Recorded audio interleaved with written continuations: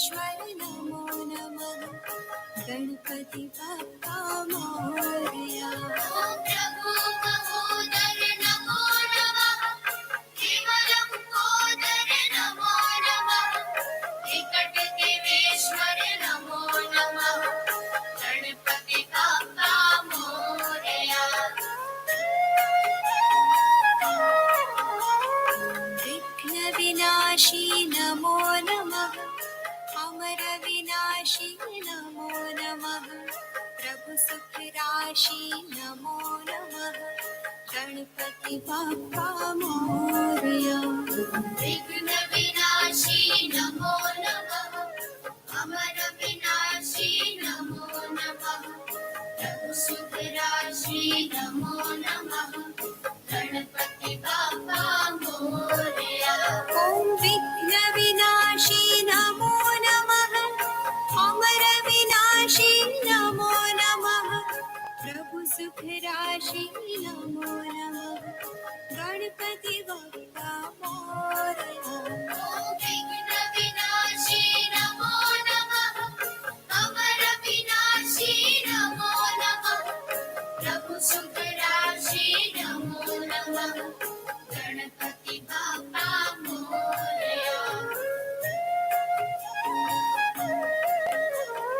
श्री शिवनंदन नमो नमः। देव जगवंदन नमो नमः। दुष्ट निकंदन नमो नमः। गणपति बप्पा मोरया। श्री शिवनंदन नमो नमः। देव जगवंदन नमो नमः।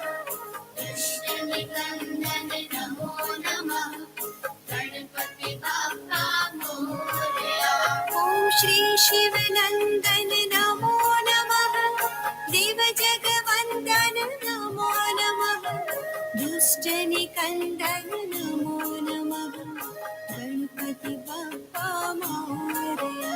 ओम श्री शिवनंदन नमो नमः। देव जगवंदन नमो नमः। दुष्ट निकंदन नमो नमः। गणपति बप्पा मोरया। चार भुजधारी नमो नमः। भव भयहारी नमो नमः। देव सुखकारी नमो नमः। गणपति बप्पा मोरया। चार भुजधारी नमो नमः। भव भयहारी नमो नमः। देव सुखकारी नमो नमः। गणपति बप्पा मोरया। ओम चार भुजधारी नमो नमः। भव भयहारी नमो नमः। देव सुखकारी नमो नमः। गणपति बप्पा मोरया। ओम चार भुजधारी नमो नमः।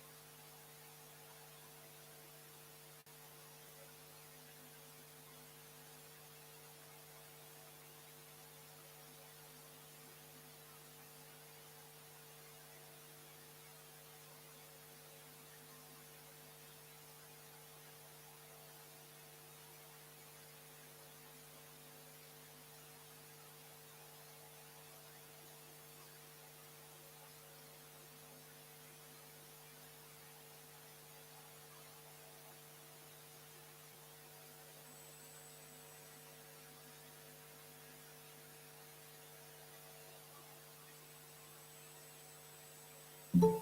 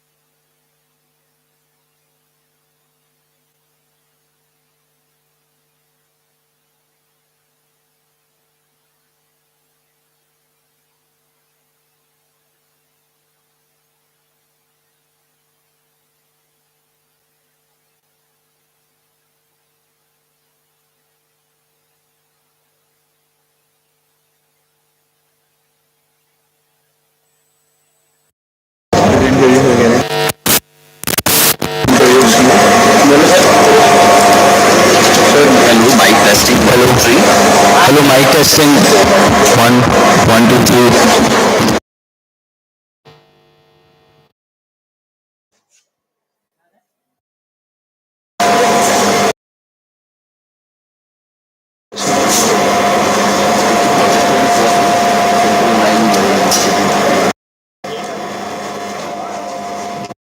दूसरा ले लेते हैं। अरे पता रहता ये डायमेंशन जो तो फॉर्मेट दूसरा ले लेते हैं।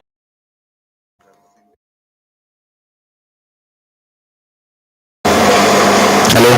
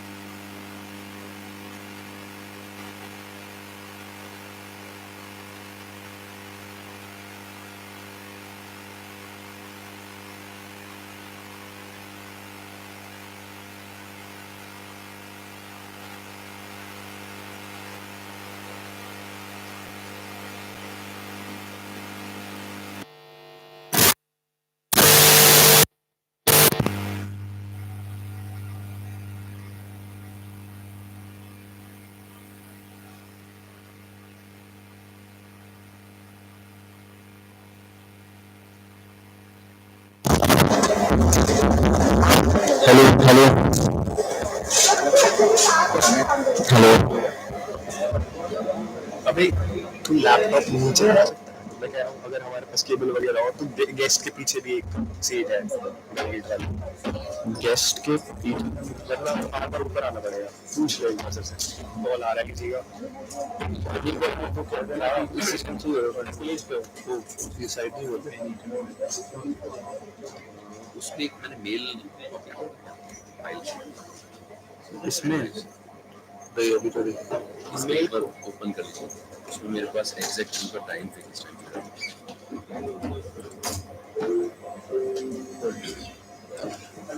भाई पहले तो अच्छा आ रहा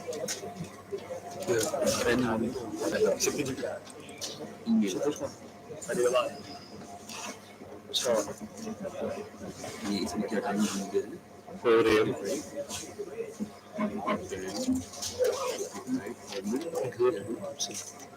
5-15 प्लीज ठीक। एक और नीचे सेकंड पेज होगा। सेकंड पेज में इसमें क्या है? सही है 45 टू 145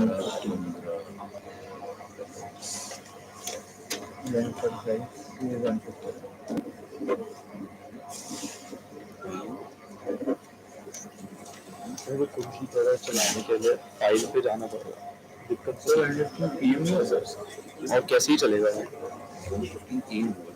अच्छा कभी इसलिए मैं बताता था कि पीपीटी पर रखो पीडीएफ फाइल फॉर्मेट पर रखो पीपीटी फॉर्मेट पर रखो तो इसमें जो होना है फोटो फॉर्म में चाहिए। हाँ अभी बता इसमें तो फोटो फॉर्म में भी है हर एक का अलग अलग फोटो है। शशांक ना सही है सॉरी मैं नाम जल्दी तो हमारे दो स्पीकर हैं जो मोबाइल में ओके एक तो है ये इवांजू कुछ मैं कॉपी करता हूँ कोशिश करके आपके पास इवांजू कुछ इनका 10:50 का टाइम है।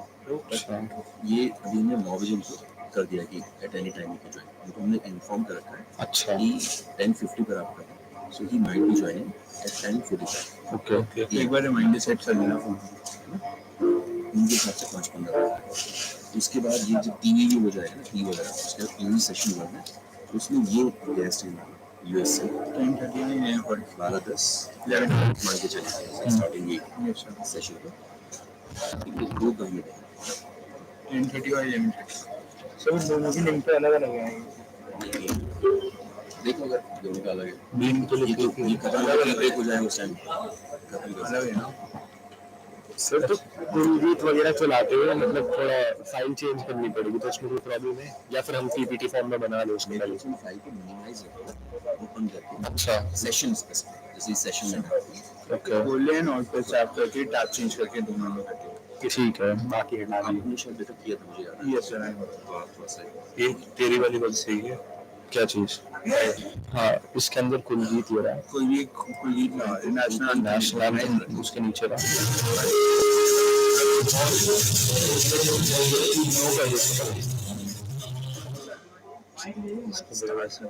बैक करके हमसे कहीं रुक जा सब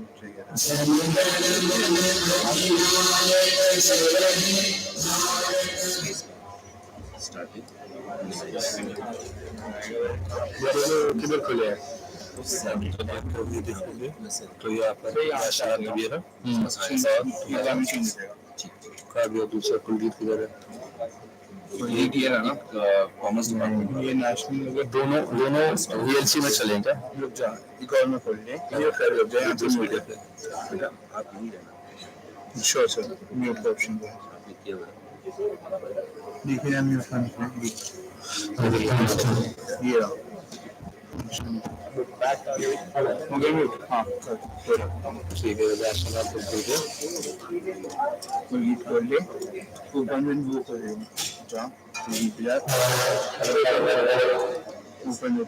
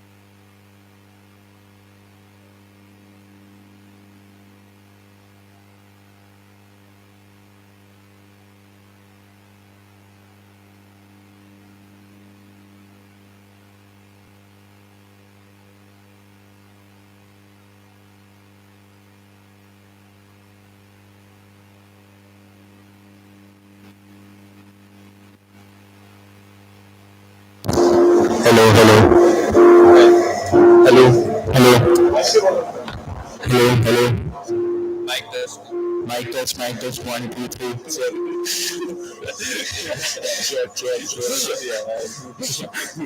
Hello, बोल देता हूँ.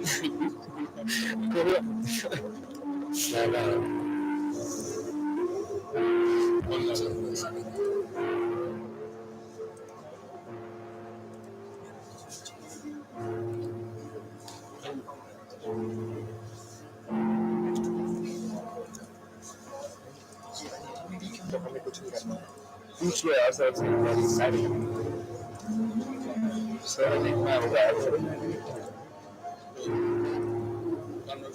दे देना.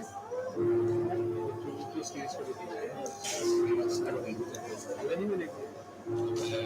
अपने फरीदाबाद से बात कर दिया. एक काम करिए तो प्रेजेंट कर दो.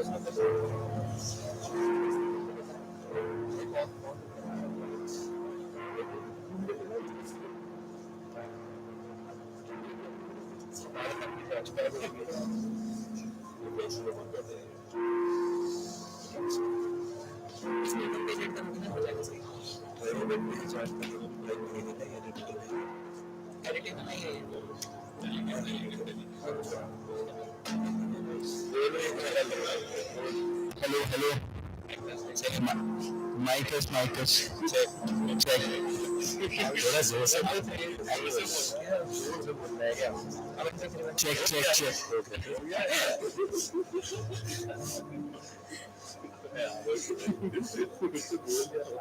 एक्साइटेड हो गया.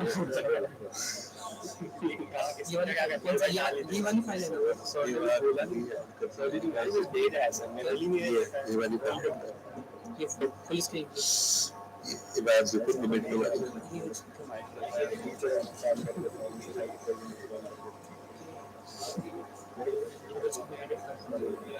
तो वो वाली फाइल भी तो वीडियो पीडीएफ एडिट कर. इसी में है ना पीडीएफ भी तो यही है. पीडीएफ ये फुल प्रेजेंटेशन पीडीएफ. ये देख सर. इसमें मोमेंटो अलग से दिखा देंगे. अभी इस सिस्टम में डाल के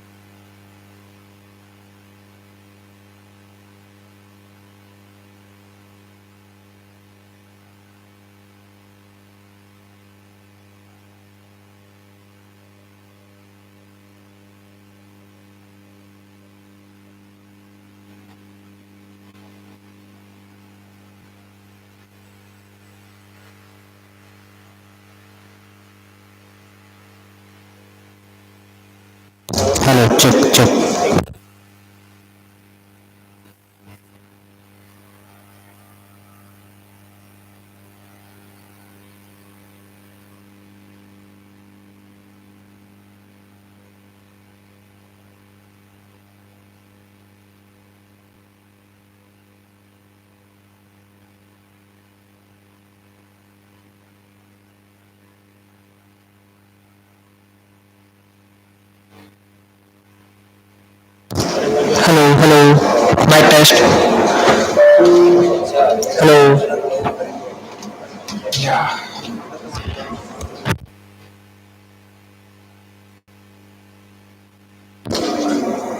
Hello,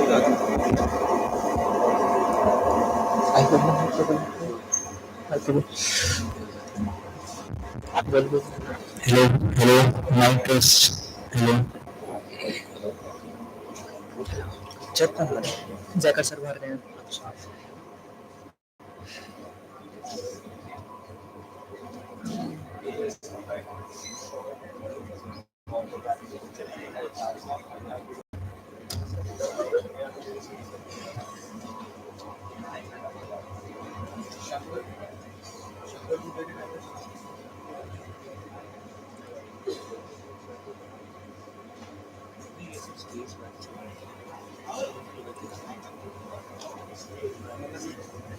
Mic check, mic check. Hello, one, two, three. Perfect.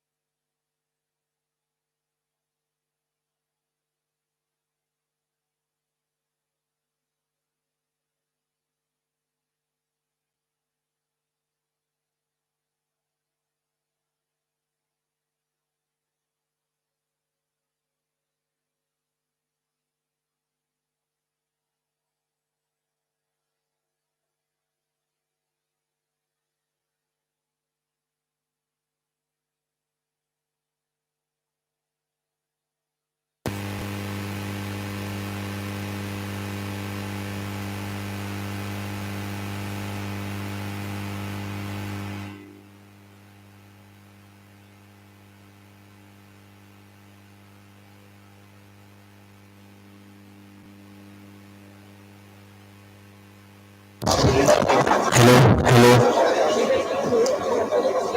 hello,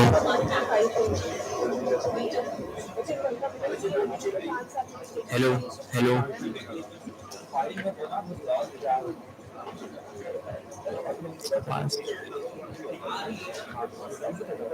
Hello, hello, hello.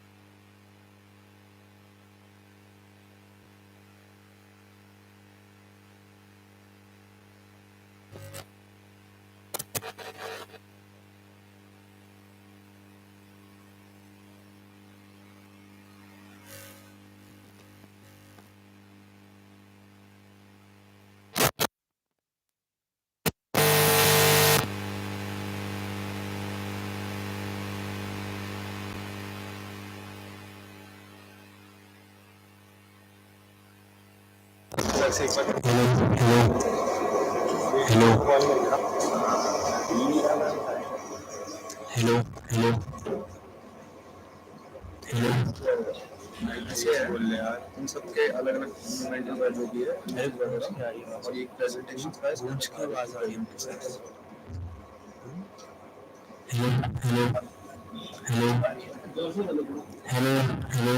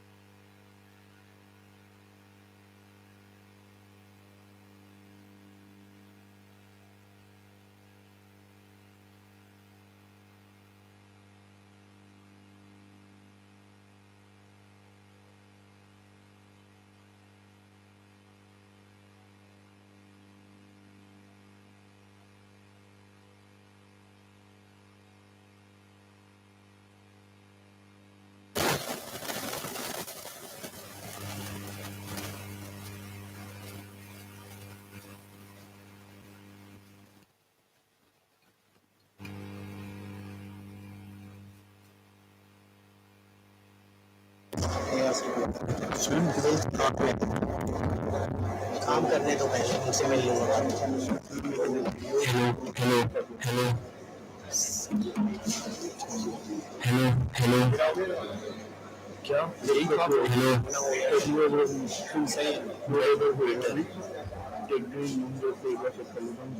Hello hello hello hello mic testing hello hello ठीक है चार ही है ऊपर भी चेक कर लो ये पाँच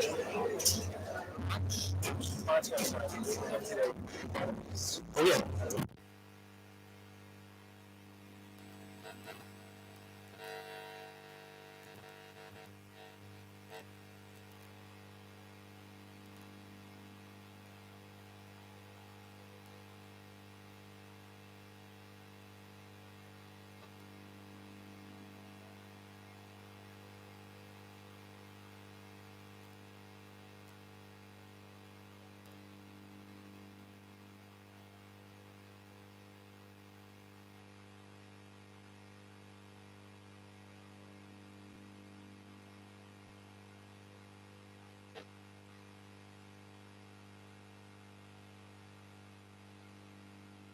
हेलो हेलो हेलो हेलो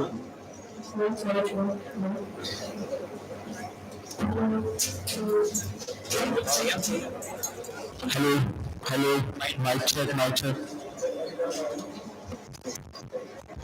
हो गया भाई back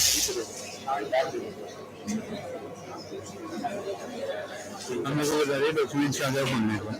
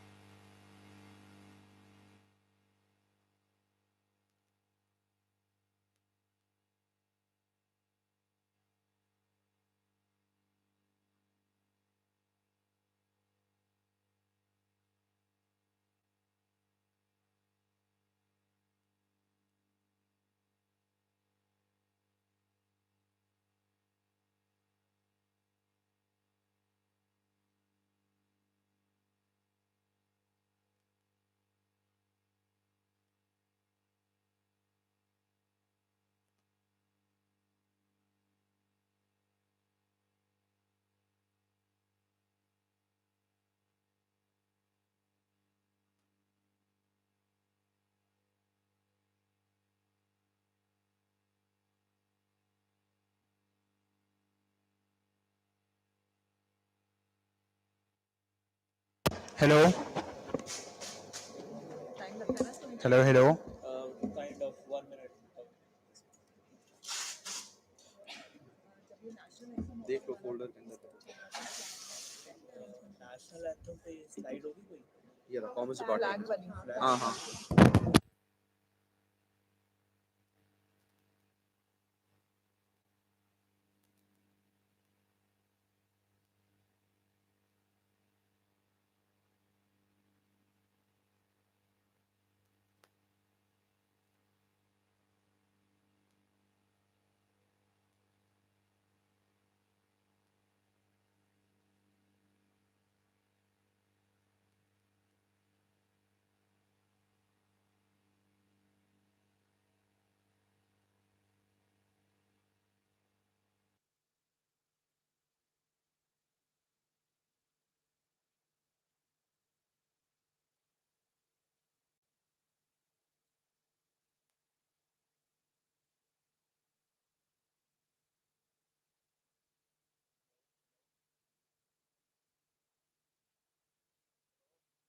one two three hello sir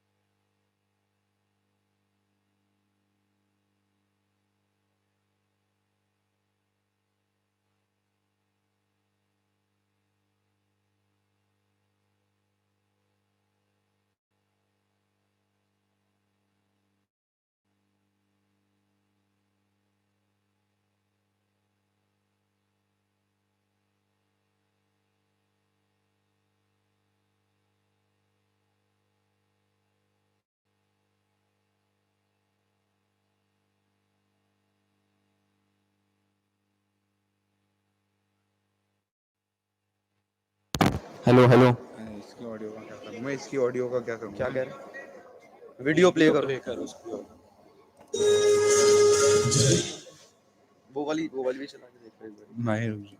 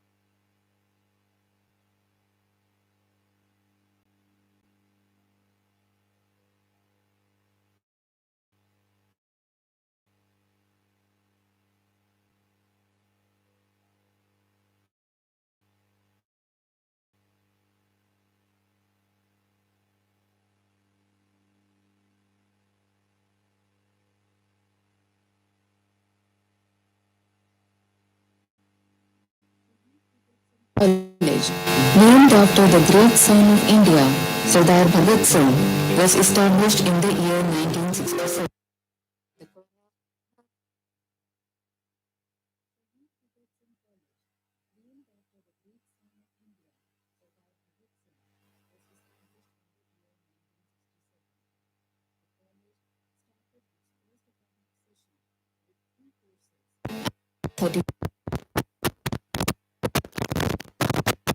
Now, 110. The college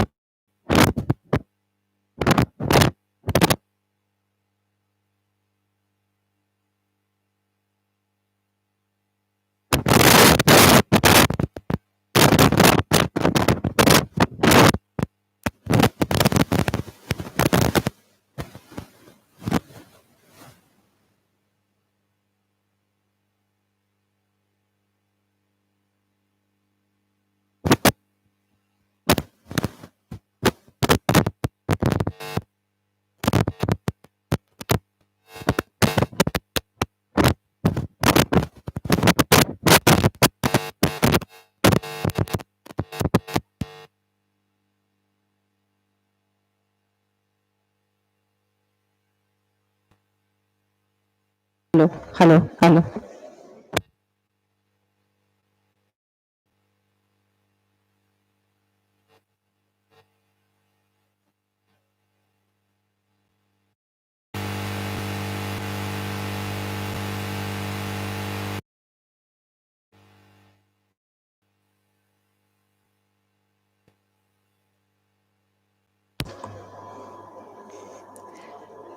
Good morning, everyone.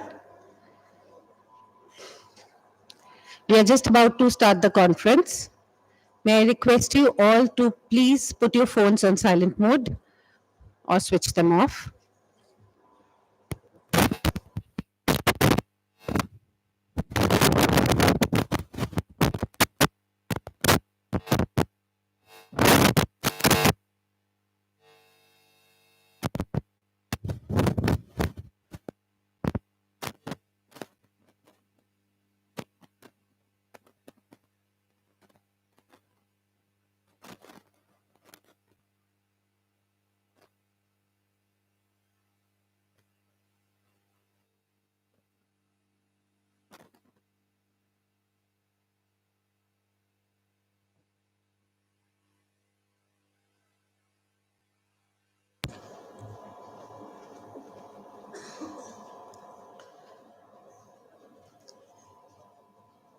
Ladies and gentlemen,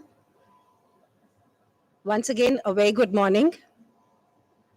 Our chief guest for the seminar, Shri Amitabh Kanji, would be delayed due to unavoidable reasons.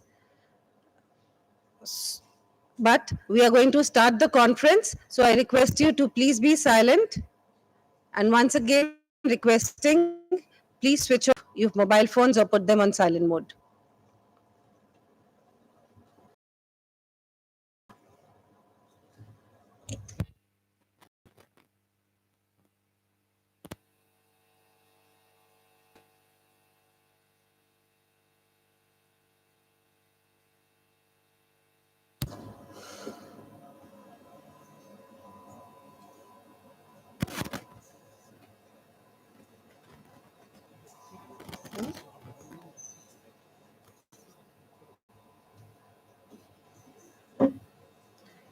Ladies and gentlemen, dignitaries, my fellow colleagues, and my dear students, Namaskar and a very good morning. On behalf of Shaheed Bhagat Singh College, I, Pooja Talwar, Associate Professor in the Department of Commerce, deem it a pleasure and honor to extend a very cordial welcome to our guest of honor, Dr. Neena Pahuja, Executive Member of NCVET, Ministry of Skill Development and Entrepreneurship, our esteemed keynote speaker, Dr. Ivan Zupik, Associate Professor, Goldsmiths, University of London, respected Chairperson of the governing body of the college, Professor Anjuvali Tikku, Principal Arun Kumar Atri, to one and all present for this 11th International Conference on Business and Management 2024 on the theme Synergizing Industry 5.0 and Responsible Growth, a Pathway to Global Innovations. Further, it's a privilege and honor to share that Goldsmiths, University of London, and Chaeyoung University of Taiwan have accepted to be the knowledge partners for this particular conference. There is a saying in Sanskrit, Nahi Gyanen Sadrisham, which means there is nothing equivalent to knowledge. To invoke the blessings of Ma Saraswati, may I now request our guest of honor, Dr. Neena Pahuja, Professor Tikku, Professor Atri, Professor Anil Kumar, Dr. Shalini Gupta, to please proceed for lighting of the lamp so that we can formally start the proceedings of the conference.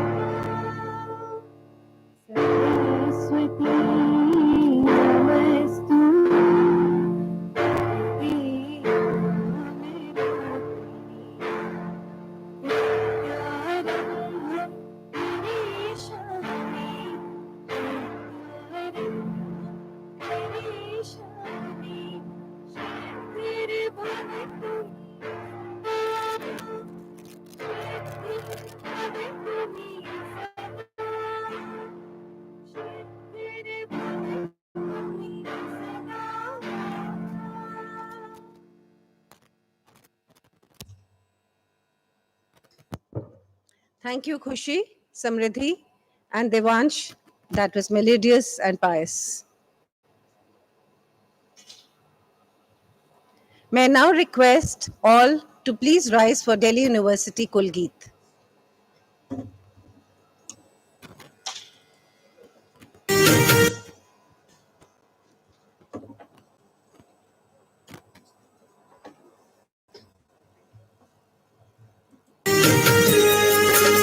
जयति जय जय जयति जय जय ज्ञान का लोक अनुपम श्रेष्ठ सुंदर दिव्य दिल्ली विश्वविद्यालय विहंगम जयति जय जय जयति जय जय ज्ञान का लोक अनुपम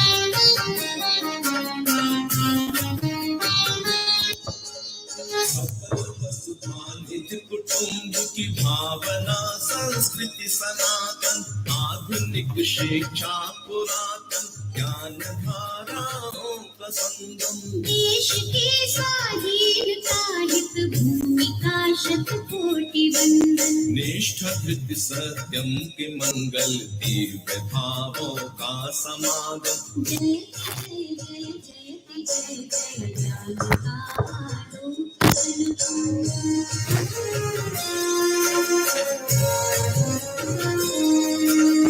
भव्य महाविद्यालयों के परिसरों से चिर सुशोभित श्रेष्ठ गुरुजन कर रहे नित्य छात्र और छात्राएं दीक्षित सदकरे प्राचार पावन साधना संकल्प संयम। नवल वैश्विक चेतना नव क्रांति संस्कारों का उद्गम जयति जय जय जयति जय जय ज्ञान का लोक अनुपम श्रेष्ठ सुंदर दिव्य दिल्ली विश्वविद्यालय विहंगम। जयति जय जय जयति जय जय ज्ञान का लोक अनुपम ज्ञान का आलोक अनुपम। ज्ञान का लोक अनुपम ज्ञान का आलोक अनुपम।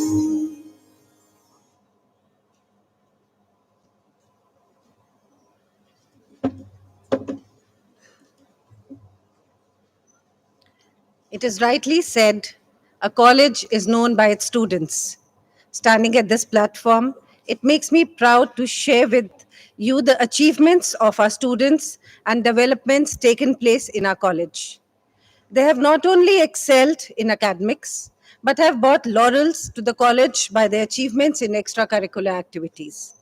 Adding a feather to their cap are their surroundings and shouldering of some responsibilities towards the betterment of weaker sections of the society. Please join us in witnessing the virtual tour of the college and the Department of Commerce.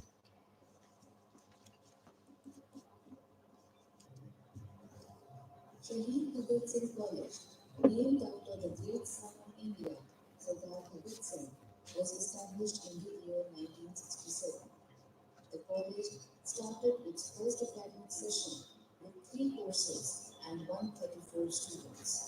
Since then, the college has witnessed enormous growth, and now it has 166 teachers, 3,600 students, and 10 courses. The college completed its 50 glorious years in 2016-17.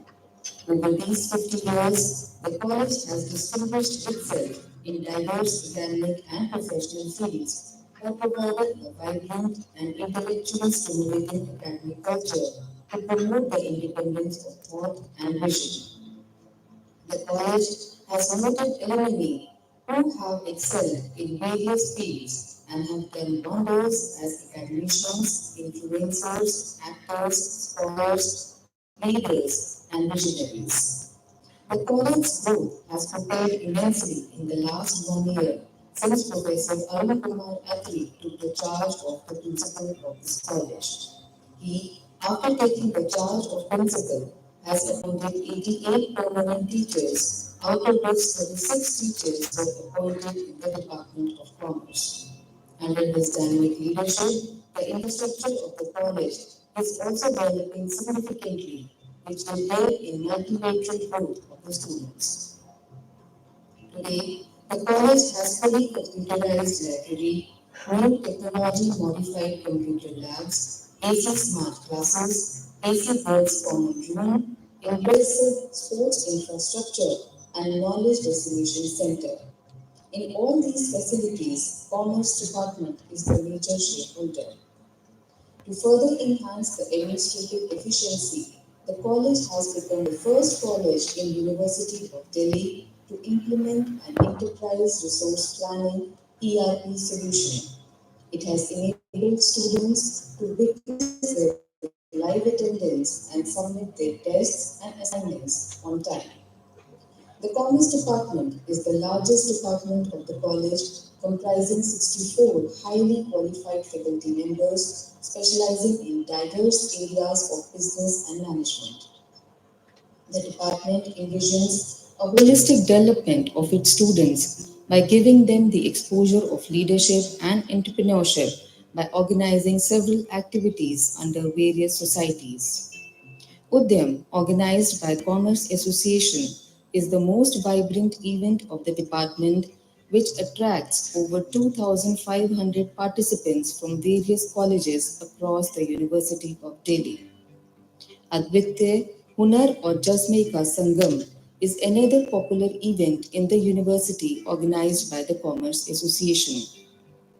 It provides a platform to the differently abled students to showcase their talent and confidence. In addition to this, MarkSoc, the Marketing Society, aims to enhance the understanding of marketing among DU students. The Tech and Analytics Society, Ardent, focuses on web design, data analytics, technology, and digital marketing. The 180-degree Consulting Society works to increase its consultants' awareness about the corporate world. Apart from this, the department provides a significant contribution to other societies like Young Entrepreneur Society, Enactors, Finance and Investment, and NCC. The department also publishes peer-reviewed refereed journal of business studies. The department has been bringing out this journal for more than 30 years. It provides the researchers with a major platform to publish their quality research work in the area of finance, accounting, marketing, law, and human resource management. The department has an old tradition of organizing national and international conferences on business and management in diverse areas like FDI, mergers and acquisitions, financial sector reforms, technology, innovation, corporate laws, and marketing. These conferences have been inaugurated by eminent personalities like Salman Khurshid, Sheila Dikshit, and Professor K.K. Agarwal. There has always been an overwhelming response from the academicians, researchers, and practitioners from all over the country and overseas in these conferences. The present conference promises to bring together highly reputed academicians, industry representatives, innovators, leaders, professionals, and practitioners on the theme of the conference Synergizing Industry 5.0 and Responsible Growth. Thus, we take pride in organizing this conference and welcome you all to 11th International Conference on Business and Management 2024. We hope you will find yourself enriched after attending various sessions of this conference.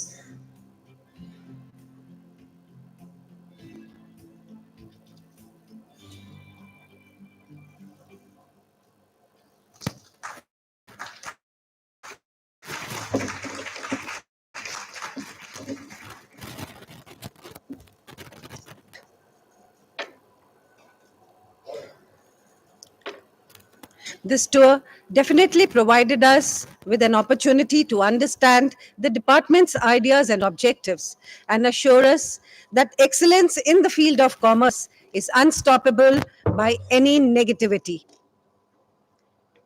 May I now request our dignitaries, Dr. Neena Pahuja, Professor Tikku, Professor Atri, Dr. Shalini Gupta, and Professor Anil Kumar to please proceed on the dais.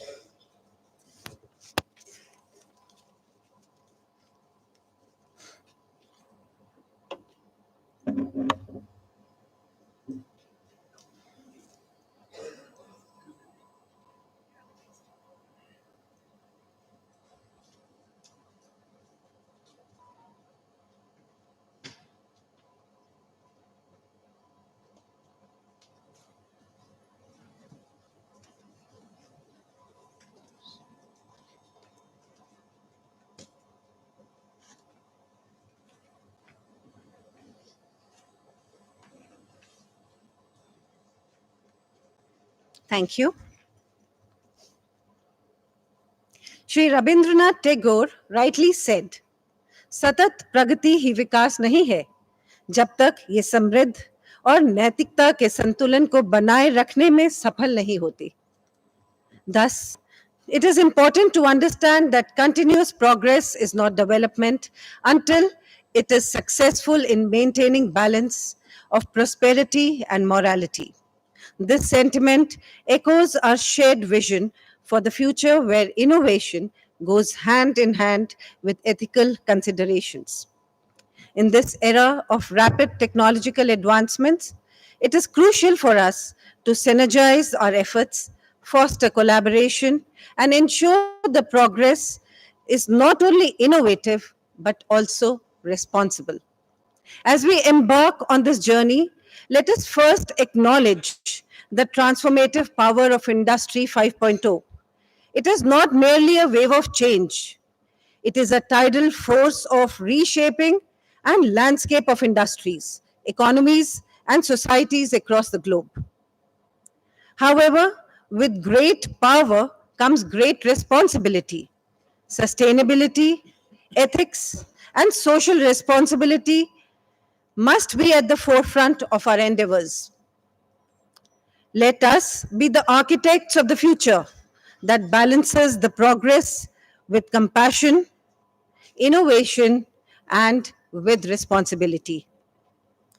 Ladies and gentlemen, before we start with the proceedings of the conference, may I request Dr. Dia Saklani, our senior most teacher in the college, and Dr. Kalpana Gupta to please welcome our guest of honor, Dr. Neena Pahuja, with the planter and shawl.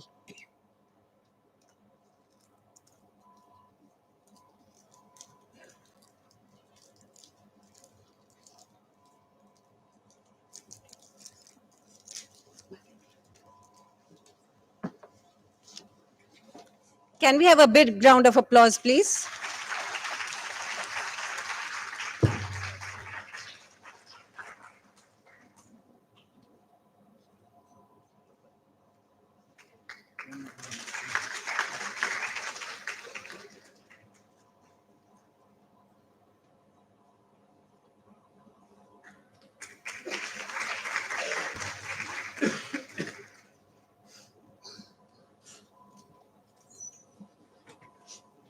Thank you. May I now request Professor Arun Kumar Atri to please welcome our chairperson of the governing body, Professor Anjuvali Tikku, with the planter.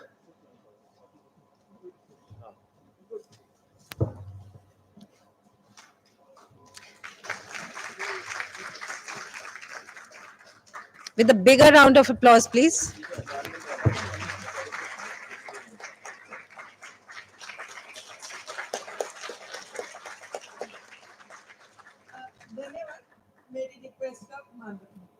Ma'am says she's within us.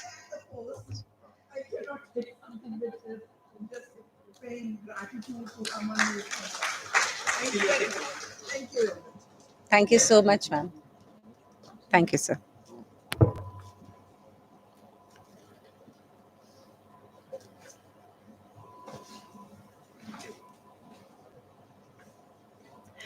May I now request Dr. Shalini Gupta, the seminar director, to please deliver her welcome speech.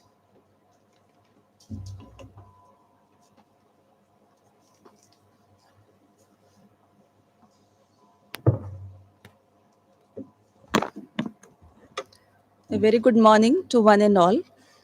It gives me immense pleasure to welcome you all to this conference. I feel honored to welcome our respected chief guest, Sri Amitabh Kanji, would be joining us soon. The guest of honor, Dr. Neena Pahuja ji, keynote speaker for the inaugural session, Dr. Ivan Zupik, who is joining us online from London. Respected chairperson of the governing body, Professor Anju Valitiku, our dear principal, Professor Arun Kumar Atri, the organizing secretary of this conference, Professor Anil Kumar, all the delegates, dignitaries attending this conference, faculty members, and my dear students. On behalf of Department of Commerce and the organizing committee, I, Dr. Shalini Gupta, the conference director, extend a very warm welcome to you all in the inaugural session of our 11th International Conference titled Synergizing Industry 5.0 and Responsible Growth, a Pathway to Global Innovations. Speaking about Industry 5.0, which is the next phase of the industrial development, where humans and advanced technologies such as artificial intelligence, robotics, and the Internet of Things work together to create new levels of productivity and innovations. It adds a personal human touch to the Industry 4.0, which was based on the pillars of automation and efficiency. Industry 5.0 is all about machines collaborating with skilled workers instead of replacing them. It is about finding ways for digital solutions and humans to collaborate effectively. While Industry 4.0 focused on advanced technology and automation, Industry 5.0 emphasizes the role of humans working in conjunction with digital solutions. On this note, I introduce the theme of our conference, which is connecting the Industry 5.0 with responsible growth, creating a pathway to global innovations. As we delve deeper into the discussions and presentations which are lined up throughout the day, I encourage each and every one of you to actively participate, engage, and gain newer insights and perspectives.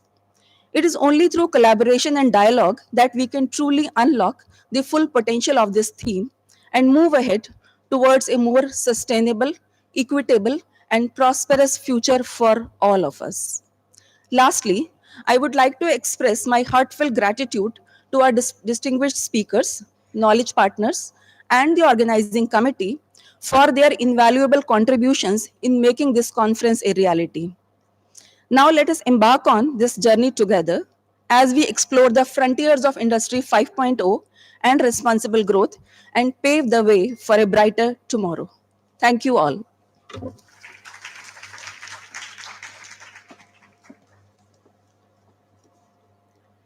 Thank you, Dr. Shalini. Your words have truly set the ball rolling. I would now call upon Professor Anil Kumar, Organizing Secretary, to please apprise about the conference. Thank you, Pooja. Good morning to one and all. Honorable Sri Amitabh Kanji, who is just going to arrive, Chief Guest of the Day, other distinguished guests on the dais, delegates, and dear students. It is my pleasure and honor to welcome you all on this one-day international conference. It is not the technology that is transforming, it is the technology that is transforming all of us. Digital transformations, in whatever form is it, has become a necessity, not an option, to optimize processes, enhance operational efficiency, and foster innovations in all the aspects of our life. Use of artificial intelligence, automation, predictive analytics, humanoid robots, Meta's new AI image maker Imagine, AI computers, and AI smartphones show how we are shipping into a new world order. It will not be out of place to mention over here the use of AI platform when our Honorable Prime Minister Sri Narendra Modi ji used the tool of Bhashini AI platform to bridge the language divide in order to enable travelers and students from various parts of India to understand his speech spontaneously while the same was being delivered by him. In order to drive innovations and boost productivity across various sectors, there is an entire need for digital literacy, data privacy, and cybersecurity to harness the emerging technologies and therefore to frame future curriculum well in advance. We know we have limited resources and unlimited aspirations, but digital transformation can be a catalyst to transform India's vast 1.5 billion people into opportunities, accelerating development in infrastructure, education, healthcare, and sustainability. According to a report, India is the third largest startup destination in the world.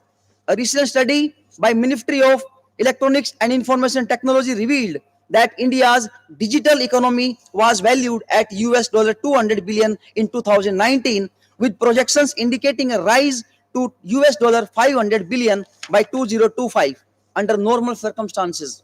However, the study also highlighted the immense potential for India's digital economy to reach a staggering US $1 trillion.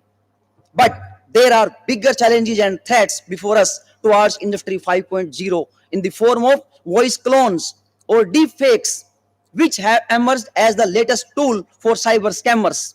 AI hallucinations, which could result in loss of business, threat to life, increased costs amidst increasing adoption of artificial intelligence.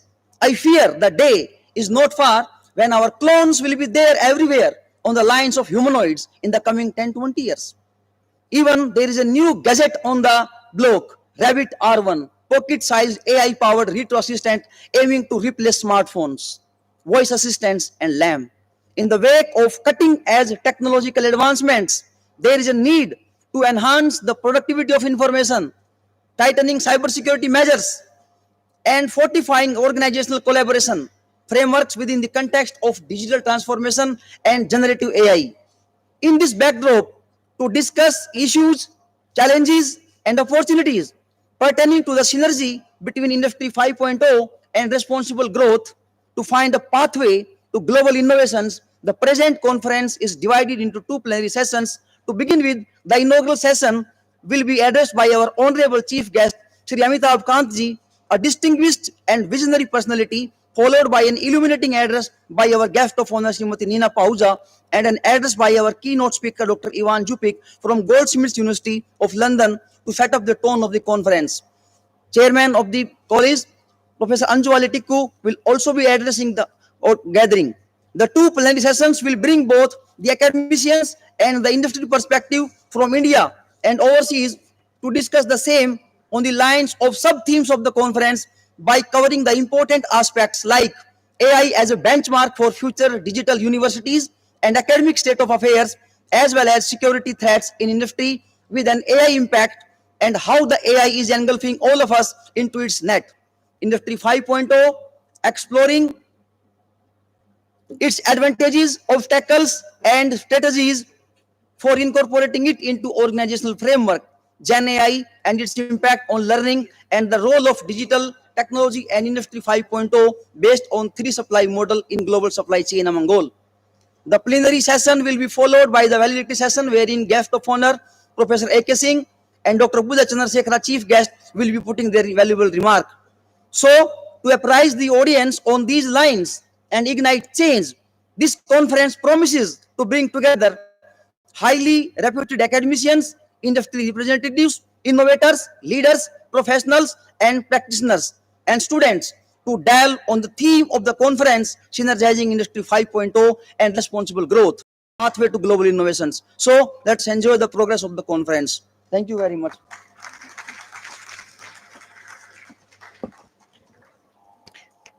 Thank you, sir, for explaining the details of the conference. I now call upon our chairperson of the governing body, Professor Anjuvali Tikku, to please say a few words to bless the audience.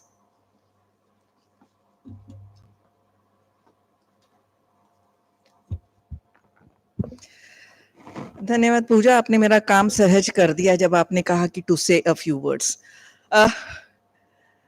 नमस्कार, आप सभी का स्वागत है और सादर अभिनंदन, खासकर हमारे विशिष्ट अतिथि डॉक्टर नीना पाहुजा जी का, who has taken time out of her intense schedule to be here with us in the inaugural to give us an idea and understanding as to what is the connectivity between the industry, technology, and human lives.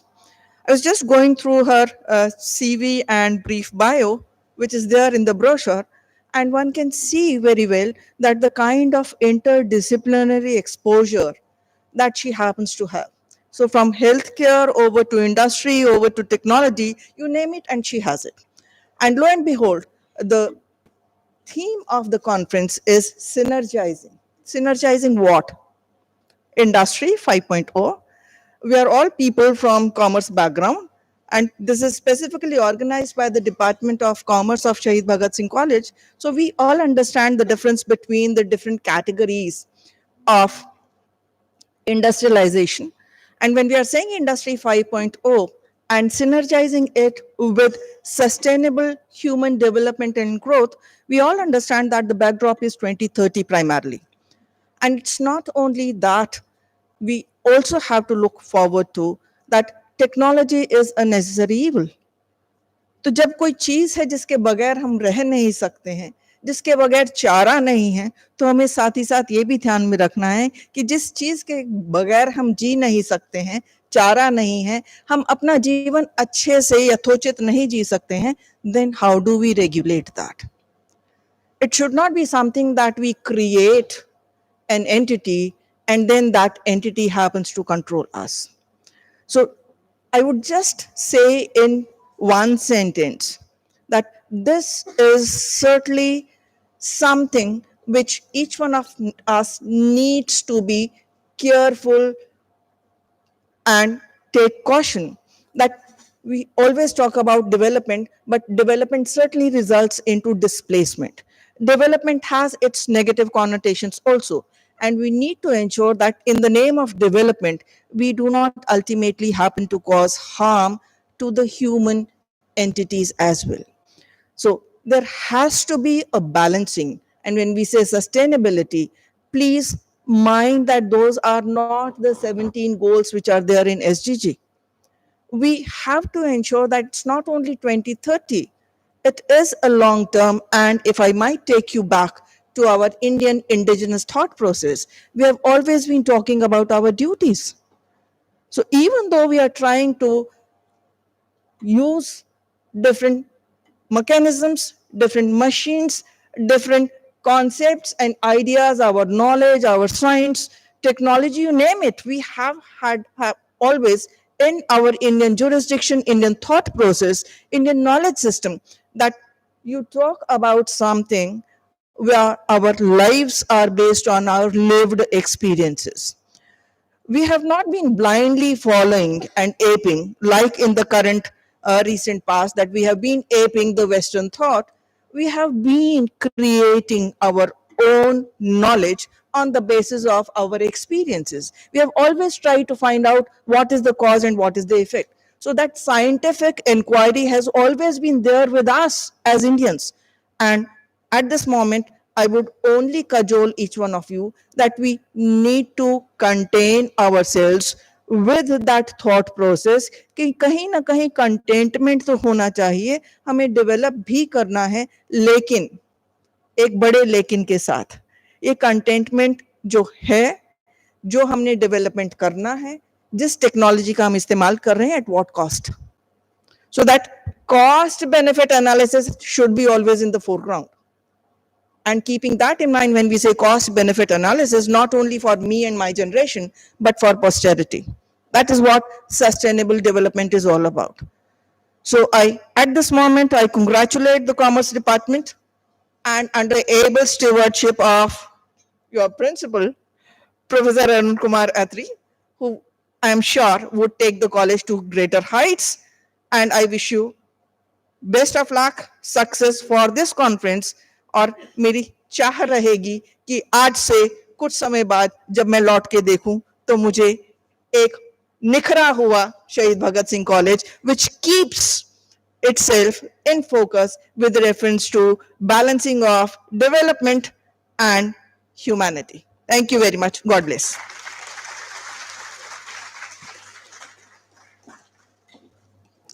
Thank you so much, ma'am, for your words of wisdom, blessings, and good wishes. It really means a lot.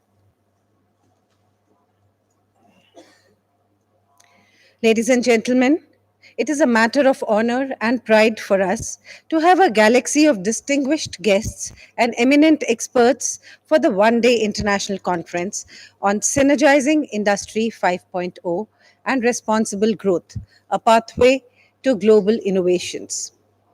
We have with us our guest of honor for today, Dr. Neena Pahuja, Executive Member, NCVET, Ministry of Skill Development and Entrepreneurship, Government of India.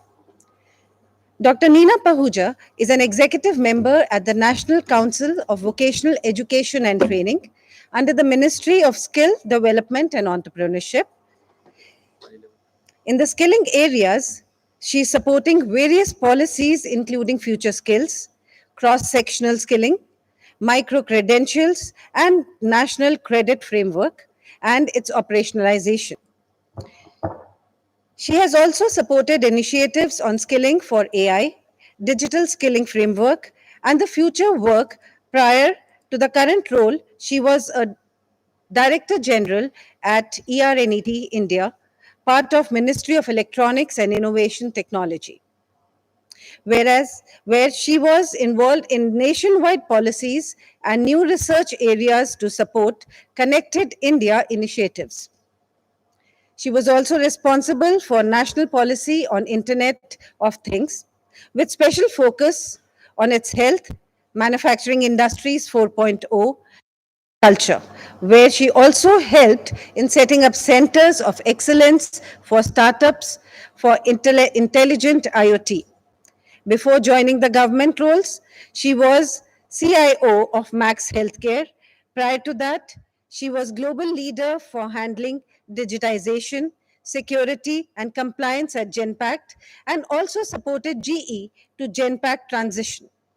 She is an alumnus of IIT Delhi. Ma'am, your dedication to fostering skill development and entrepreneurship has been instrumental in empowering millions of individuals across the country. Your insights will undoubtedly enrich our discourse today. May I request you please to address the audience? Can we have a big round of applause, please?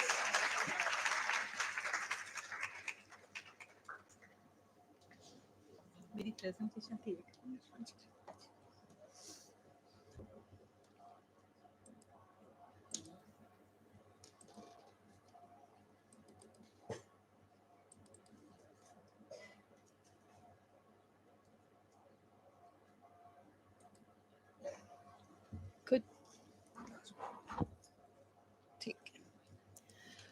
A very good morning, everyone. It's an honor to actually stand here. It's wonderful to be back to a college, although I've spent most of my life in IIT Delhi. But it's so nice to be back here in this environment of professors.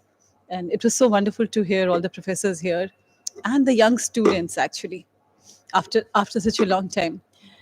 I'm going to actually share some of my experiences and not only my slides here. So I'm going to talk about some examples and how I got into a concept of Industry 5.0 so that some of the students, at least sitting here, also get excited. So as part of my role, different roles, like I just mentioned, I've been working on digitization, ERP implementations in my earlier part of life.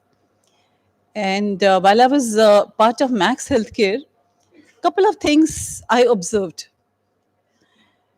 This is around 12 years back, and I'm not talking about something today. I was there around 12 years back. So I used to work very closely with the patients and the doctors. So one night, there was a case at around 3 o'clock of a patient who was admitted in the emergency with accident, and the neck had got impacted. And there was not a neck radiologist specialist that time in the hospital. So we had come up with, I'm talking about this is early stages of 3G implementation, not even 5G and 6G that we are talking about now. So that time what we did was we took some X-rays, some MRIs, and sent them to the specialist who was actually at home and made sure he actually responded to those X-rays and MRIs way back from his house itself. Early stages of internet connectivity, but we were able to save that life.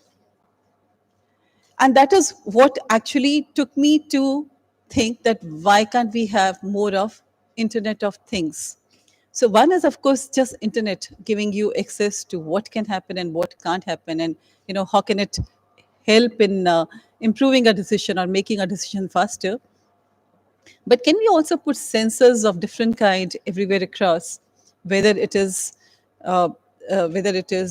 in smart cities or checking the quality of water, or it is checking the patient status or whatever. And we started doing a lot of experiments.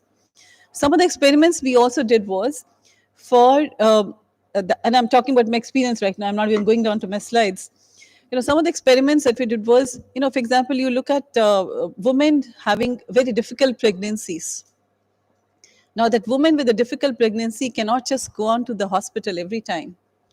So, could we have some kind of a test which you could do at home, or some kind of a device which you could actually use at home to actually see how her pregnancy is moving, or does she have a problem, or does she need to move to the hospital on immediate cases? So it's not only remote healthcare where maybe data of mine, where is what is my sugar level or whatever can be sent to a patient, to a doctor, or my heartbeat can be sent, but also some critical cases like this where an early diagnosis of a different kind can also help a patient who is maybe at home or wherever the patient is.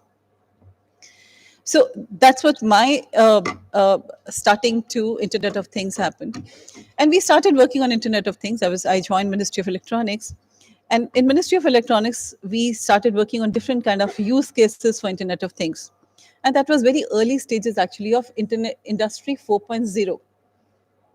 And actually, we set up a large number of centers of excellence. The first center of excellence for Internet of Things we set up was in Bangalore with NASCOM. And we had wonderful startups coming in there. And I'll talk about another one wonderful startup that came to us using AI. Typically, in things like even a breast cancer detection is a very expensive and reasonably expensive and a reasonably slightly invasive also, not so invasive, but slightly invasive kind of a process. So there's a startup actually who came to our Center of Excellence who uses technology, AI, ML, together with Internet of Things, and actually gave early detection of breast cancers in people. And if the breast cancer in normal hospitals test costs around 1,000 rupees, that was costing not even 100 rupees per patient.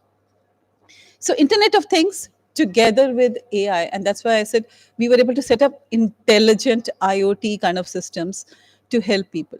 But more, we went to a shipping industry, a shipping and we were speaking to some people in shipping industry. So we said, what could be a usage of Internet of Things or new technologies coming on in a shipping kind of industry? So it's come.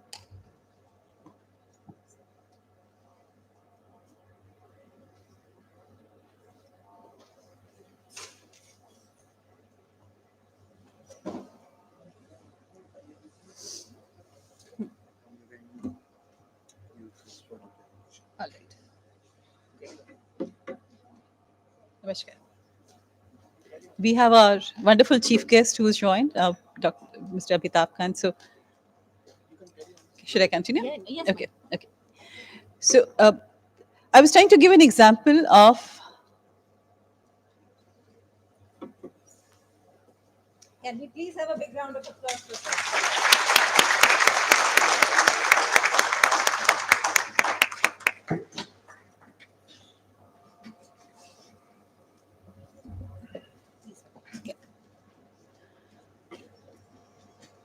So other than these use cases and examples of healthcare, let me take you to a shipping industry case.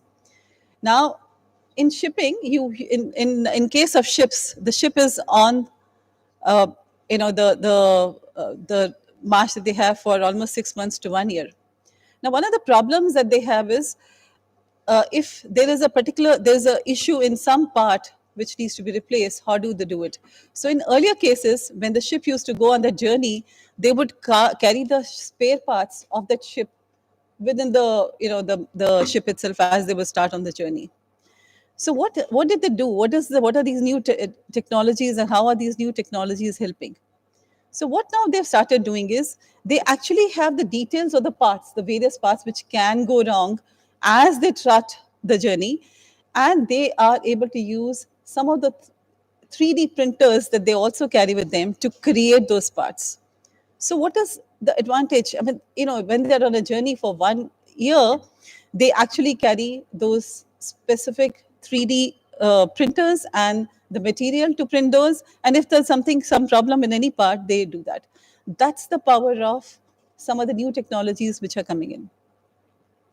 Let's see why Industry 4 and why Industry 5.0, and I'll take you through that also. But let's go back to again some of the startups that I've come across and how they've actually started using some of these concepts. Uh, typically, if you're trying to solve a problem and you solve the problem at the point of care, it is always much faster. So some of the things that steel industry and some of the steel industries like Tata Steel, who adopted Industry 5.0, what they are trying to do is they're trying to use some of these emerging technologies to check the quality of the product that comes out.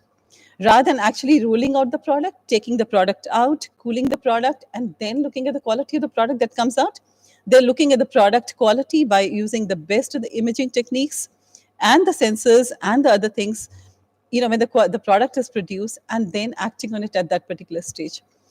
So that is what we are talking about in Industry 4.0 or 5.0. And I'm going to talk about also Education 5.0 a little when I talk about more about my slides.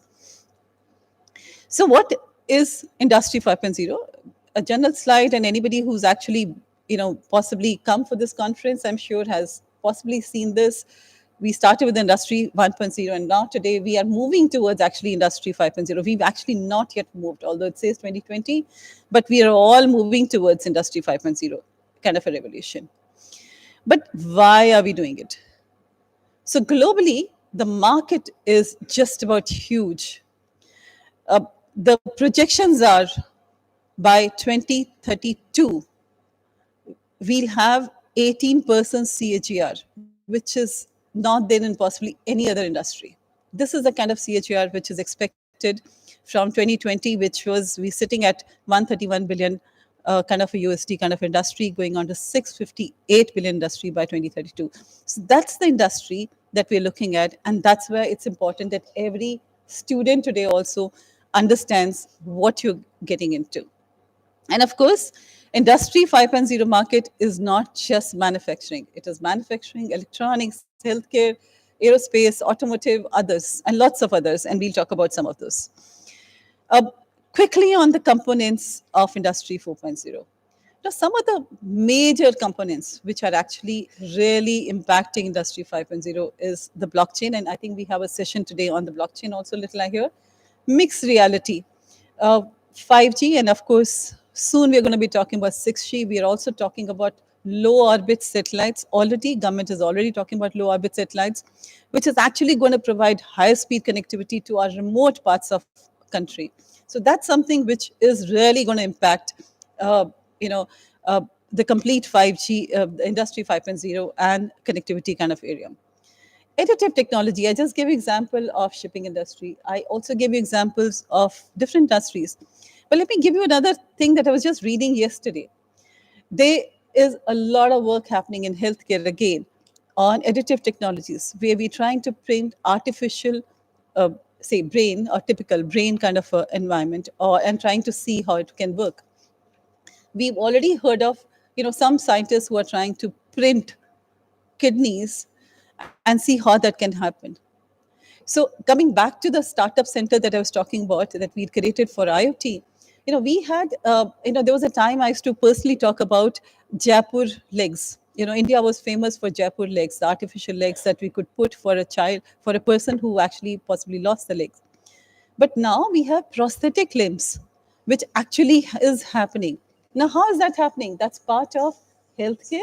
That's part of that uses healthcare, that uses robotics technology.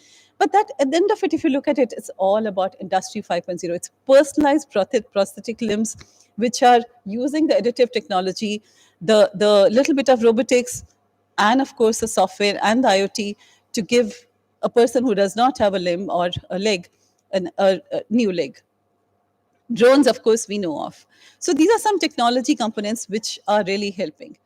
A little bit on, how is it helping? So what are we, we've all heard about Industry 4.0, and now what is so special about 5.0? We heard the initial address.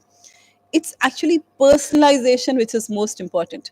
Industry 4.0, when we said it was more about technology and technology only, but when we bring in the intelligence of a human being together with the technology, that's Industry 5.0. So if there's a doctor who's actually performing an operation with the robotic surgery and support using robotic surgery as a support tool, that's Industry 5.0. So if you are using uh, technology for teaching students, but if there's also a teacher who's actually, or there is a blend of something which is coming in, which is actually giving personalized education to a person, that will become really industry 5.0. So that's what we're saying. It's not pure technology. It's technology with the intelligence of human beings, which I think all these professors sitting here have created. So individually personalized is what we're saying. And of course, distributed. I think that's the most wonderful part of it.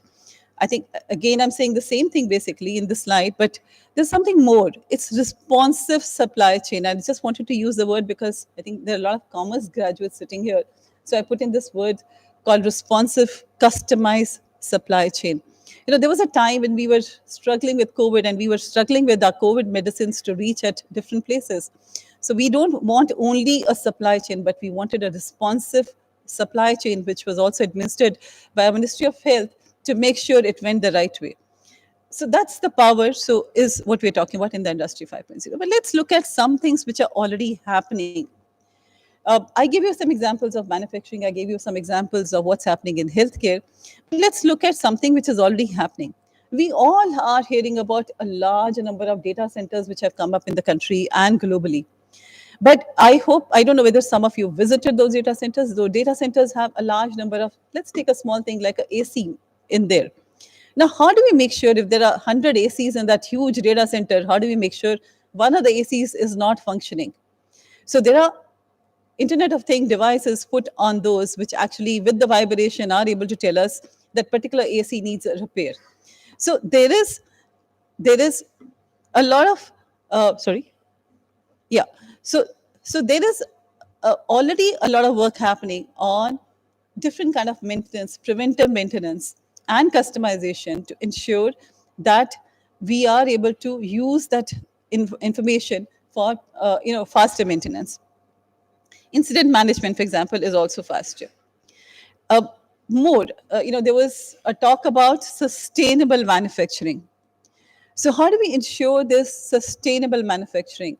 And that's what Industry 5.0 is bringing in. So Industry 4.0, if it was working on only just the manufacturing and ensuring the control systems are working the right way, there's a little bit human intervention coming to ensure the energy efficiency, the waste reduction happens the right way, the eco-friendly materials are used, happens with the intelligence of human being, which is what is coming as part of the smart factories.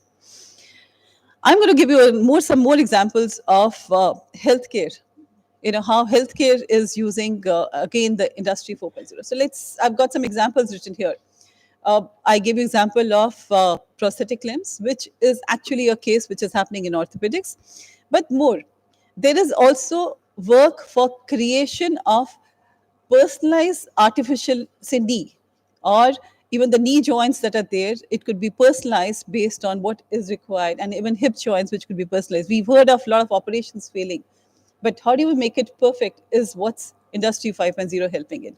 I talked about artificial organs, which is already happening. Remote surgery, I think, was tried by our own medical institute with some of the other leading hospital chains in India. AI assisted imaging is something which is a reality. We've already heard about what Google is trying to do using AI assisted imaging, right? Medical education. There is a lot that can be done using AR, VR in medical education. And I had in the previous slide a concept of digital twins. Now, a concept of digital twins is extremely useful in medical education, where you're really not performing on a patient, but you're actually performing on a digital twin of a patient and actually learning how this can be handled. Dental, we already know that the 3D is already there. Diagnosis of breast cancer, I just give an example of how already AI and together with IoT is being used for early detection of breast cancers and tuberculosis also, and other problems also. But not to forget that IoT, Internet of Things devices, new devices are very, very useful for even people with some kind of disabilities. And even, in fact, in our country, we have a large number of startups who are already trying to do work and creating, products like this. And of course, I don't know whether you people have read, and I think you must read about, how artificial pancreas are also being created using in this particular industry. too much happening, and we'll see actually a lot happening where we're talking about biodegradable degradable sensors and others. And of course, rehabilitation robots also. So next sectors. So I thought I'll spend some time and 2 minutes and maybe uh, go on to sectors which will be affected by Industry 5.0 most. So healthcare, we've already spoken about robotic surgery, but there's more actually. Personalized medicine is what we see happening over a period of time, where I think lots need to happen and lots will happen. Logistics and supply chain is another area where we as India have taken a wonderful task.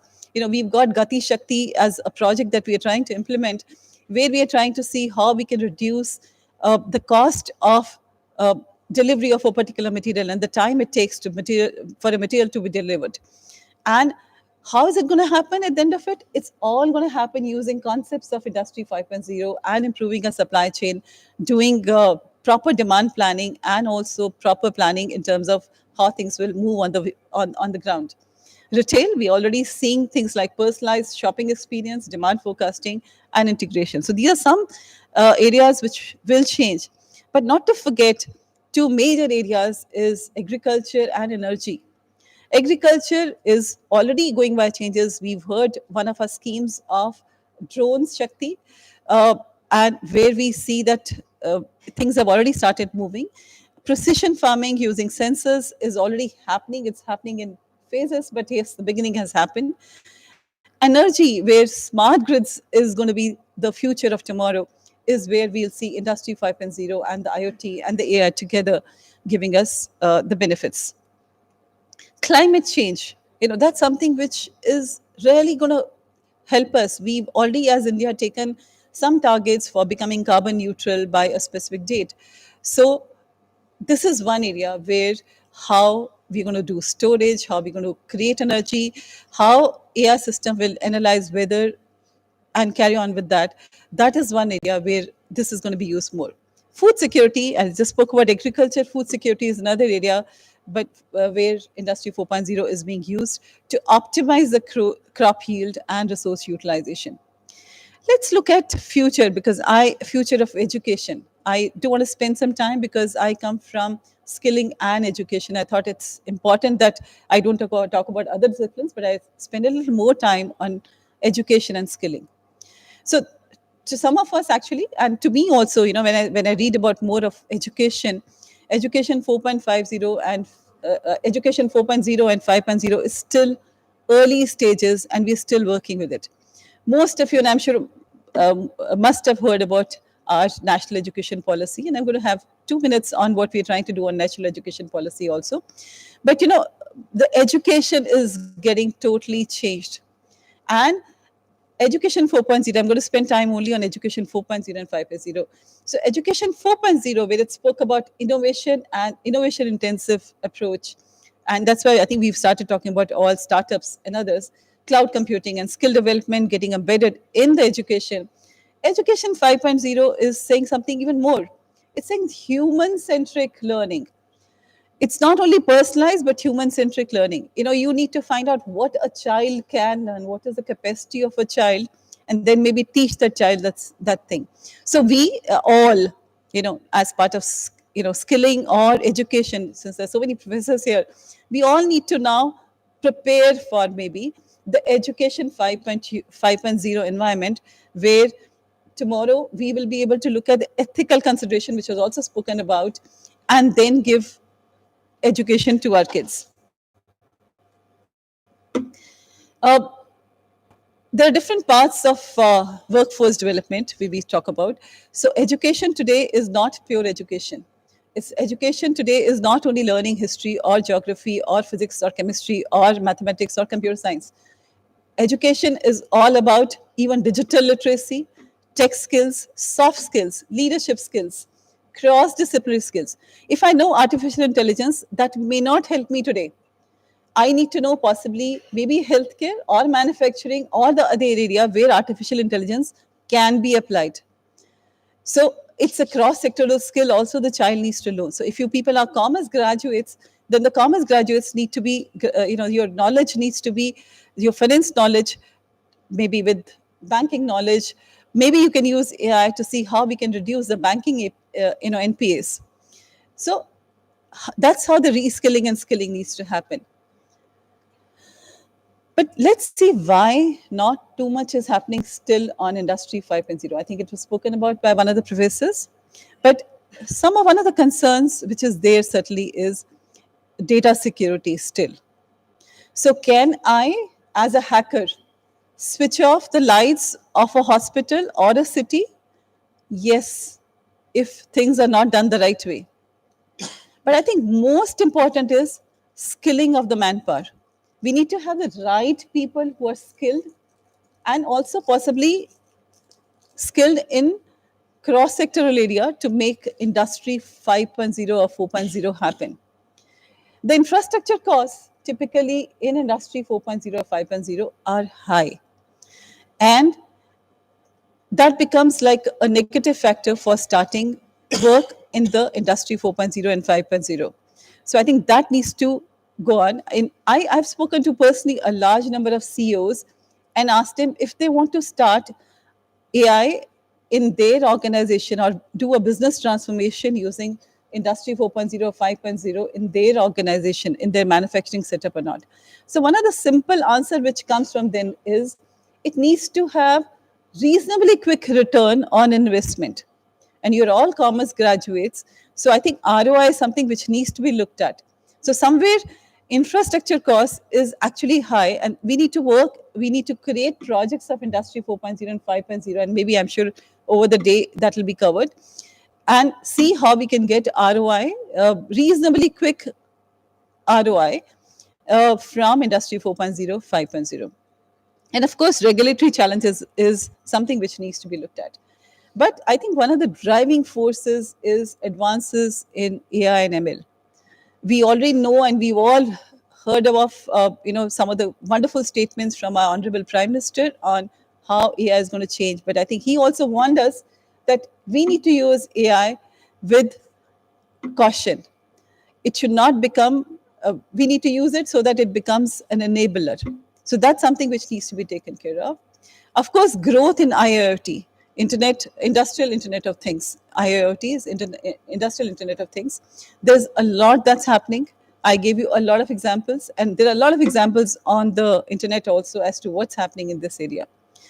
And there is a demand for mass customization. Since there's a demand for mass customization, I think we are all going towards Industry 5.0. So that's one of the reasons why the movement is happening from Industry 4.0 to 5.0. And of course, the global competitive pressure. That is something which is always there. We as NCVET have a large number of courses already in training people on Industry 4.0 and 5.0. So some of the areas that we work on, we have courses on robotics, we have courses on simulation, Internet of Things, of course. We have a large number of courses already on cybersecurity, sensors, IoT, etc., and additive manufacturing also.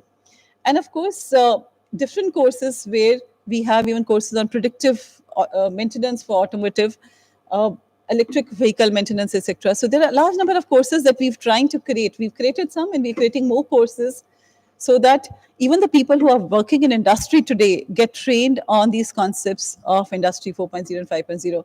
And if anybody wants to have a look at some of, what are the skilling courses which are available, they are available on our site and you could actually look at some of those courses. We have around, in fact, today 350 plus courses. This slide is slightly dated, maybe 2-3 days dated. And we have around that many courses. These are the areas that we have. And some of the students can do the course based on what your interest is. But let me see how you can do these courses. I don't know whether you know about, there's some, I thought I'll just spend 2 minutes on something called National Credit Framework, which has been rolled out by Ministry of Education already. So what does the National Credit Framework say? Our NEP, which is one of the very forward-looking NEPs, I think if I compare all the education policies of other countries, says embed skilling in education. And I've gone through personally education policies of different countries. Normally, they do have skilling embedded in education till a particular level, but not after higher education. Now, what are today's NEP says and National Credit Framework allows you is to embed skilling in the higher education also and school education also. So as part of your college education, as part of your whatever BCom course that you do or MCom course that you do, you could actually do a skilling course which can actually help you for increasing your job prospects. For example, you could do a course on AI. You could do a course on how AI could be used for banking. You could also do a course on, maybe something which is to do with technology, because if you want to work and use your finance knowledge for a technology company, you could do that. If you want to go and work in a manufacturing organization, you could do a course and learn about how, say, EV is manufactured and what is the financial model that they use. Or you could actually do a course for electronics manufacturing and see how electronics manufacturing is coming up. So some of these skilling courses are already embedded, can be embedded based on the need and what you want to do. So that's a new thing which has come for as part of National Credit Framework. And this is just repeat of what I just said. So this particular framework allows you to do courses which are industry certified courses in your college time also. So that's something which has happened. So what we are trying to do is to not only ensure, yes, we understand there are benefits of Industry 5.0, but how do we take Industry 5.0 skilling that is required to schools and colleges, if at all it's there. Thank you so much. I'll be happy to take questions.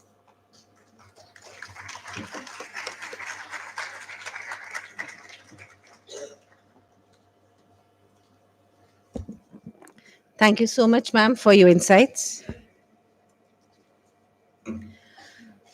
We are privileged to have with us Shri Amitabh Kanji as a chief guest for the conference.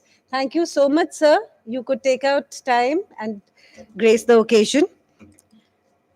May I request our principal, Professor Arun Kumar Atri, and Professor Anil Kumar to please welcome our chief guest, Shri Amitabh Kanji, with a planter and shawl.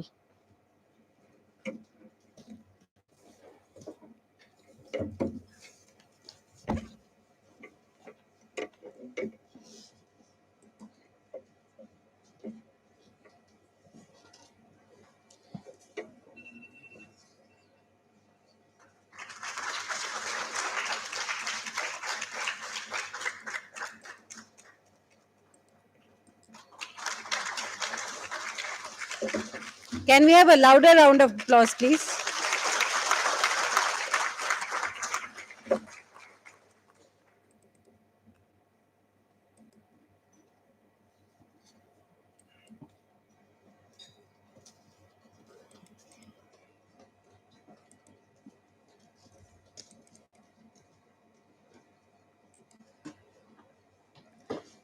May I now request our principal, Professor Arun Kumar Atri, to please present the welcome address.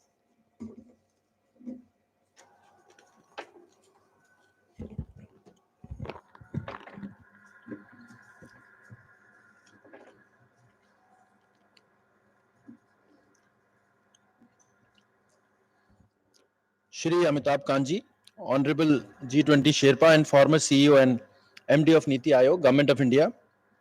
Dr. Neena Pahuja ji, Executive Member, NCVET, Ministry of Skill Development and Entrepreneurship, Government of India. Professor Anju Ali Tikku, Chairperson, Governing Body of the College. Dr. Shalini Gupta, Conference Director. Professor Anil Kumar, Organizing Secretary. Dr. Vandana Dahiya and Dr. Pooja Talwar, Conference Coordinators. Former principals, faculty members, ladies and gentlemen, and dear students. It is a matter for me to extend a very warm and hearty welcome to you all this morning at the 11th International Conference being organized by Department of Commerce of the college on the theme Synergizing Industry 5.0 and Responsible Growth, a Pathway to Global Innovations.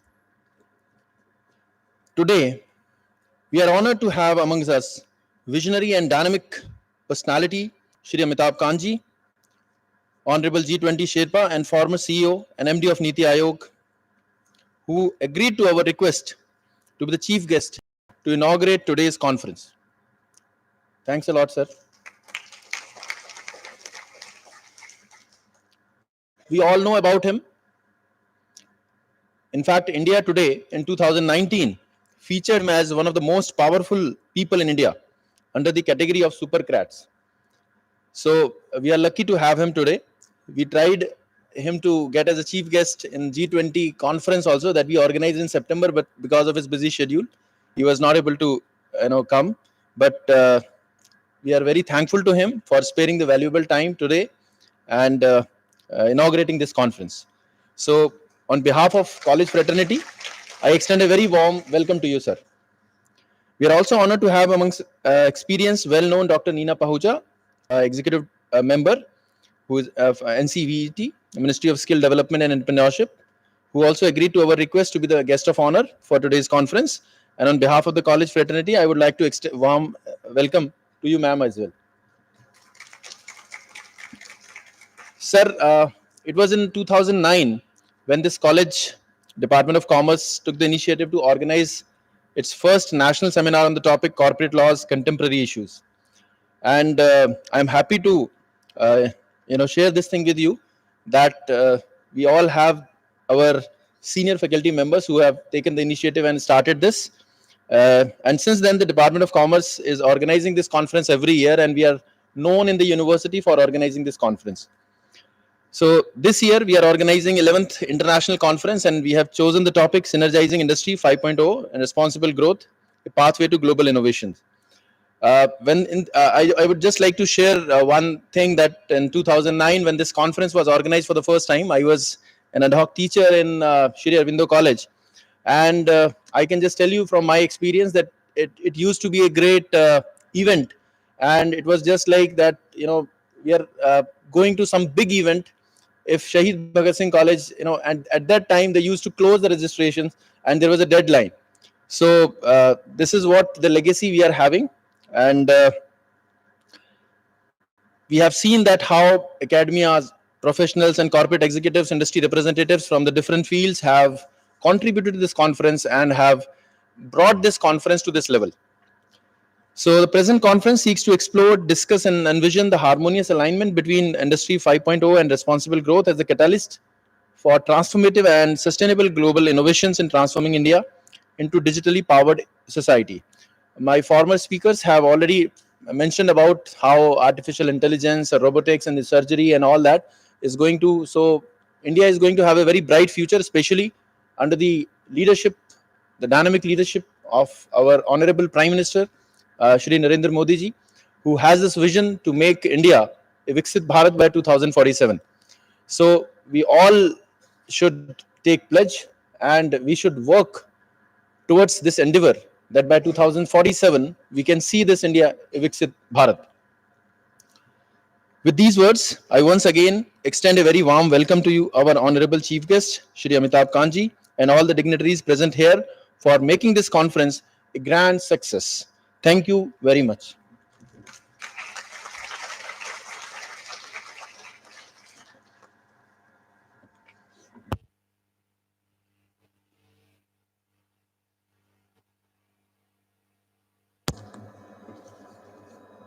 Thank you, Arun sir.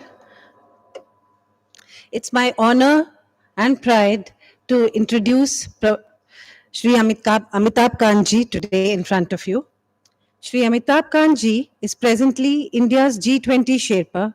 He's a governance reformer and a public policy change agent for India, having driven key reforms, national level developmental and policy initiatives during his tenure as Chief Executive Officer of Niti Aayog during the period 2016-2022 and the Secretary of Department of Industrial Policy and Promotion from in the period 2014 to 2016 within the Government of India. He has been a key driver of flagship national initiatives such as Startup India, with about 70,000 startups and over 110 unicorns.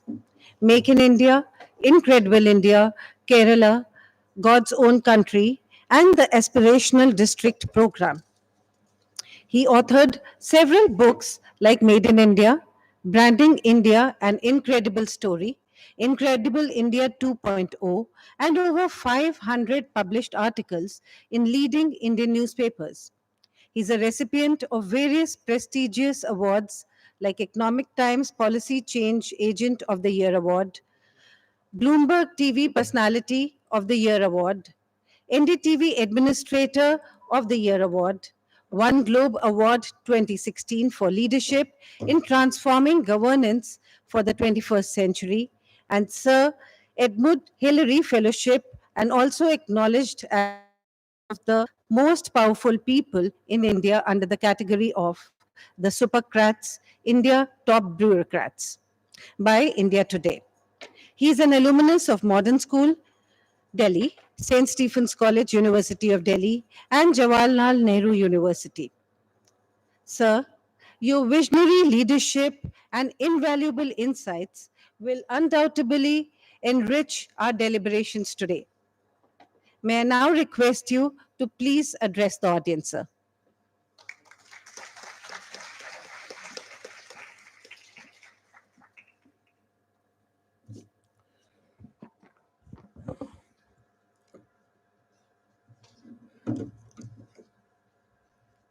Distinguished chairperson of the Shaheed Bhagat Singh College, Professor Anju Ali Tikku, the principal, Professor Arun Kumar Atri, Dr.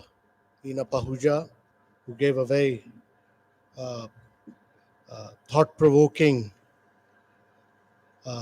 presentation on Industry 5.0, and let me compliment her on this, and Professor Anil Kumar, all the distinguished professors who've assembled here today, distinguished guests, ladies and gentlemen. Let me first compliment Shaheed Bhagat Singh College for having organized this 11th ICBM International Conference on Business and Management, on Synergizing Industry 5.0 and Responsible Growth, a Pathway to Global Innovation. Ladies and gentlemen, India is the fifth largest and the fastest growing economy in the world today. By 27 end, it will be the third largest economy, surpassing both Japan and Germany. And probably will be by then, 27 end, it will be a $7.5 trillion economy. But the challenge for us is to really grow at high rates. We are growing at about 7.3%. The challenge is to grow at high rates of 9 to 10% per annum, year after year, for the next 3 decades, in what the Prime Minister has termed as the Amrit Kal period, to be able to lift a very, very vast segment of our population above poverty line and raise the per capita income of the country. And our objective should be that India should become close to about a $35 trillion economy by the time it becomes 100 in 2047. This, to my mind, entails several things. One is that India needs to grow. We've largely grown on the back of the services sector, but India needs to grow and fire several cylinders. And that means that not merely does it need to grow on the back of services, but it needs to grow on the back of manufacturing. The share of manufacturing in India's GDP still remains at about 17%, which must rise to about 25% plus. India must actually urbanize rapidly in a very, very sustainable manner through a planned process of urbanization. And India's agriculture productivity must grow. And this would mean that a very vast segment of population, which is dependent on agriculture, that is 42% of our population, actually moves from agriculture to both manufacturing and urbanization. This is critical. But for manufacturing to grow to high rates, India needs to technologically leapfrog. And it needs to technologically leapfrog in several areas and several directions, much like we have digitally leapfrogged. There are several new initiatives which the government has taken. The initiative of Make in India, the initiative of Digital India, the initiative of Startup India, and I think the huge amount of capital expenditure which has been undertaken in the last few years. We've taken the capex spend of the government from 1% to close to about 3.4%. And this means that a huge amount of expenditure has been made on creating infrastructure within the country. And therefore, if you look at it in digital terms, what has happened in India is that not only have we been able to create digital identity for all Indians, 1.4 billion Indians have a digital identity today. We've ensured that between 2015 and 17, we opened up 550 million bank accounts. And at that point of time, 550 million bank accounts means that during that period, 55% of the bank accounts were opened in India. Every second bank account was opened in India. And then we link them up with both the digital identity and the mobile number. And this has enabled India to technologically leapfrog by doing digital fast payments. So we do today 46% of the real-time fast payments in the world. Last year, in 2013, we did about 128 billion real-time fast payments in the world. China was second with 26 billion fast payments. So that is the difference in what we do. All of us now use our mobile for doing fast payments. Many of us have not been to a physical bank or not used our checkbooks or even gone to an ATM for many years now, and we largely use the mobile as our physical bank for doing transaction. We do all our debit and credit through our mobiles. Similarly, as a consequence of this, we throw up a lot of data, and there are a number of young startups like if you look at MobiQuick, if you look at many of these young startups which have started doing credit payment without any physical paperwork. It's all digital on the basis of your past history of payments. They are able to provide a huge amount of credit to people, and credit payment takes place only through mobiles. And the next process was when a number of young startups like Zerodha, Grow, Upstock, they all started taking stock markets to and wealth creation to tier 2, tier 3 cities. And that enabled us to spread the stock markets and wealth creation to the rural parts of India. And then you had another set of young startups like Digit and Acco, etc., which actually started providing insurance to in many of the rural parts of India. So what has enabled us to do as a consequence of this is that we have technologically leapfrogged in many ways and enabled us. When I was a young officer, it used to take me 6 months. I was working in the traditional fisheries sector of Kerala. Opening bank accounts for traditional fishermen used to take me 5 to 6 months. Know your customer was a nightmare. Today, we have opened a bank account in less than a minute. That has been the transformation of India. And this is critical because the cost of acquisition of a customer has fallen very rapidly. And this has enabled a company like Jio to open 450 million bank accounts in less than 1 year's time. The cost of acquisition of a customer had fallen from $150 as it is in the European part of the western part of the world to less than $1. And all this technological leapfrogging has happened largely because of the spread of digitization. In 2015, we were ranked as 123rd in digital data consumption in the world.